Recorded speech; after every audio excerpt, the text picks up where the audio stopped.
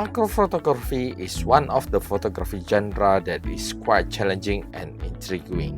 In photography, the more you need the photo, the better it is. Water splash photography is one of the type of macro photography that is able to achieve that uniqueness, because each droplet creates a distinctive splash shape of its own. However, there are several variables needed to capture this splash. One of them requires the photographer to capture the splash precisely at the right moment. The other thing is that the photographer is not capable to control a random set of water drops.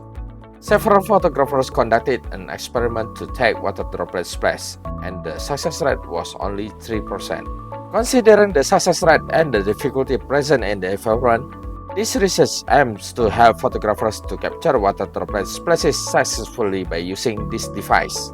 This device consists of several components such as a push button, solenoid valve, and triggering system. All the systems, including the solenoid and the push button, are controlled by Arduino. When the push button is pressed, Arduino will trigger the solenoid valve to open for a while. The solenoid is placed on the holder located on the light stand or a flat light tripod. The solenoid acts as a valve between a bottle of water and a nozzle.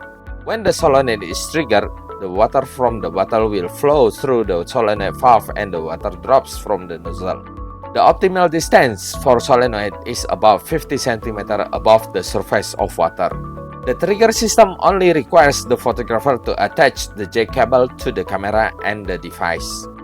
In conclusion, this device is capable to eliminate the problems posed during capturing the water splash photography, which are: first, the inconsistent flow of water droplets.